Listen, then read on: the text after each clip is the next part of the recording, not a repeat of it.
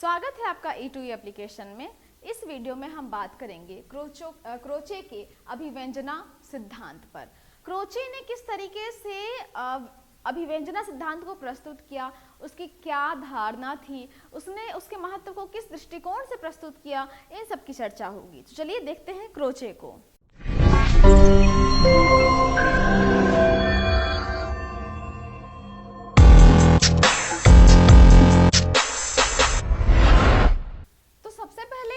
अगर सवाल आता है क्रोचे का अभिव्यंजना सिद्धांत को स्पष्ट करें, तो अभिव्यंजना शब्द से सबसे पहले आपको ये समझना चाहिए कि अभिव्यंजना का मतलब आप किसी विशेष चीज की खोज कर रहे हो, नए तरीके से, नए रूप में। व्यंजना के साथ अभी उपसर्ग जुड़ता है तो उसका मतलब यही होता है कि आप किसी चीज की खोज करें तो वो नए रूप में हो, जो कि पहले यूज नहीं किया गया हो, उसके नए तौर तरीकों के साथ। तो ये काव्य में अभिव्यंजना सिद्धांत को लेकर आते हैं। तो क्रोचे का पूरा नाम है बेनेदेत्तो क्रोचे, और जिनका जीवन काल आपको स्क्रीन पर नजर आ रहा है। ये ऑब्जेक्टिव के दृष्टिकोण से आपके लिए बहुत महत्वपूर्ण है।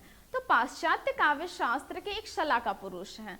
शलाका मतलब होता है काफी जो बहुत अधिक कार्य करते हैं उस क्षेत्र में और बहुत अधिक नाम कमाते हैं, तो उनको उनकी प्रतिभा को और उनके योगदान को प्रकट करने के लिए शलाका पुरुष ऐसा कहा जाता है। तो पाश्चात्य काव्य शास्त्र की परंपरा में इनका नाम जो है वो अविस्मरणीय है और इन्हें गौरवपूर्ण स्थान प्राप्त होता है।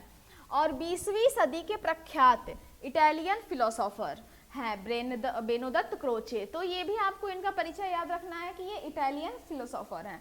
तो क्रोचे ने जिस अभिव्यंजना सिद्धांत का प्रवर्तन किया वह ऐतिहासिक महत्व या कला विवेचन के क्षेत्र में एक मील का पत्थर साबित हुआ। यानी इनका जो है ना ऐतिहासिक महत्व इन्होंने प्रकट किया।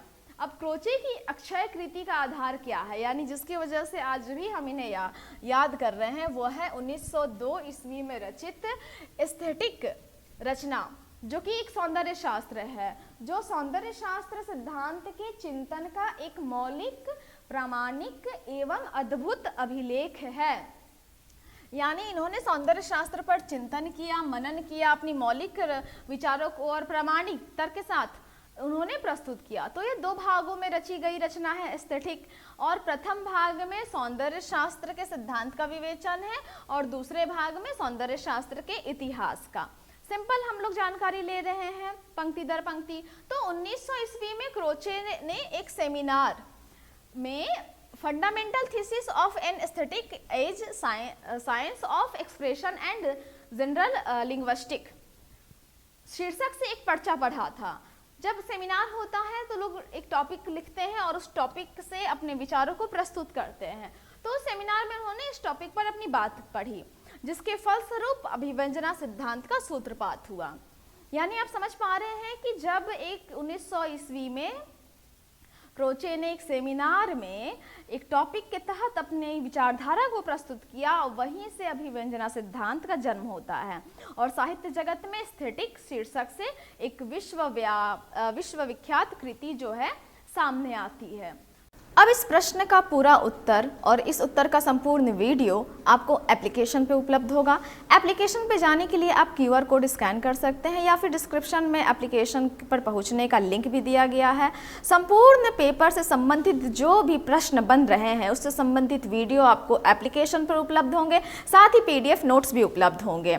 और साथ ही आपको हर महीने के ज़रूरत के हिसाब से, आपकी मांग के हिसाब से हर महीने के 2nd और 4th संडे को ऑफलाइन सपोर्ट भी उपलब्ध कराया जाएगा। आपको एड्रेस भी नज़र आ रहा है।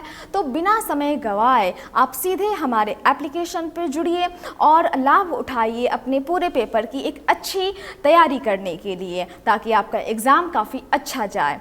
तो इसी के साथ आप बने रहिए हमारे चैनल के साथ और सीधे सीधे आप हमारे एप्लीकेशन पर आइए और लाभ उठाइए। धन्यवाद।